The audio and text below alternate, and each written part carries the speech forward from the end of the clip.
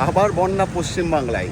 সেই বৃষ্টির কারণে কিন্তু দেখতে পাচ্ছ জলমগ্ন হয়ে গেছে সম্পূর্ণ অনেক জায়গা, অনেক নিচু জায়গা, যেখান থেকে মানুষের ঘর বাড়ি ছেড়ে তাদেরকে উঁচু জায়গায় যেতে হয়েছে। প্রচুর ক্ষতি হয়েছে চাষবাসে, আর তার ফলে অনেক রাস্তাঘাট খারাপ হয়ে গেছে, অনেক রাস্তা বন্ধ হয়ে গেছে এই জল জমার কারণে।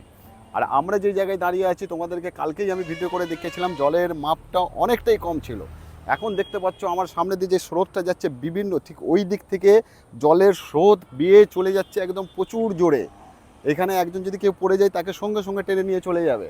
মেশিনওয়ালা বোর্ড চুপ কর। সতর্ক বার্তা জারি করে দেওয়া হয়েছে আমাদের রাজ্যের প্রশাসন থেকে, সমস্ত জায়গাতে মাইকিং করে দেওয়া হয়েছে।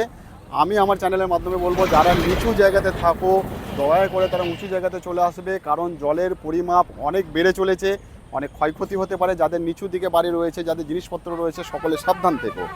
কারণ এই জলের যে গতি বা জলের যে ডিবিসি থেকে জল ছাড়া জলটা কোথায় এসে পৌঁছবে আমরা কেউ জানি না। যে কোনো মুহূর্তে ছোটোখাটো জায়গাগুলো, নিচু জায়গাগুলো বন্যার কবলে পড়তে হতে পারে, সেজন্য সকলে সাবধানে থেকো। তোমাদেরকে দেখাচ্ছি, দেখো গ্রামের মানুষকে বোটের সাহায্য নিতে হচ্ছে।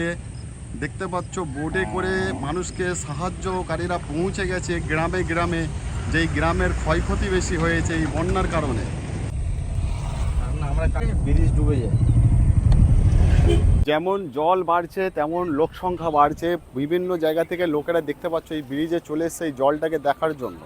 অনেকে উপভোগ করছে, অনেকে কষ্ট পেতে হচ্ছে, অনেকে এখানে মাছ ধরছে, অনেকে হাসছে, অনেকে সেলফি নিচ্ছে, অনেকে ভিডিও করছে, আবার অনেকের বাড়ি থেকে কান্নার আওয়াজ শোনা যাচ্ছে। হ্যাঁ বন্ধুরা, এই জলেতে প্রচুর ক্ষয়ক্ষতি হয়, প্রচুর দুর্যোগ কবলে পড়তে হয় গরিব মানুষদের। ছোটোখাটো গ্রামগুলো, যেই গ্রামগুলো একদম নিচু জায়গায় থাকে, এই বন্যায় প্রায় ডুবেই যায়।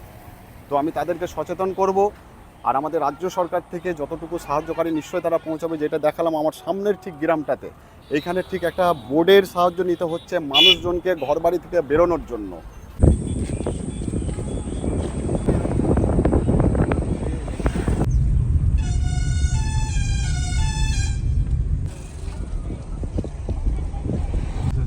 পুলিশ যদি কি হবে? আরে বলছি পুলিশ এসছে অনেক, সে তো আসবে, ওরা তো সুরক্ষা।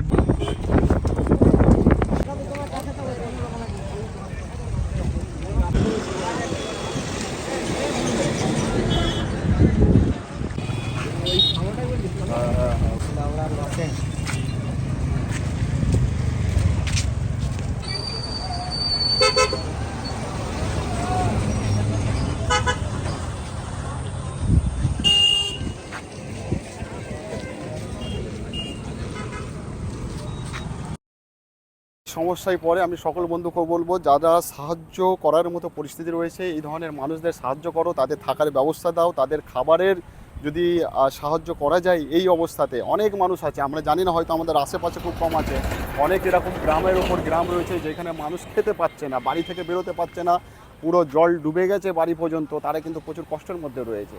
সকলে এসো, সকলে সেই যারা বিপদে পড়েছে তাদের হাতে হাত মিলিয়ে তাদেরকে যতটা পারি আমাদের থেকে আমরা সাহায্য করা যায়।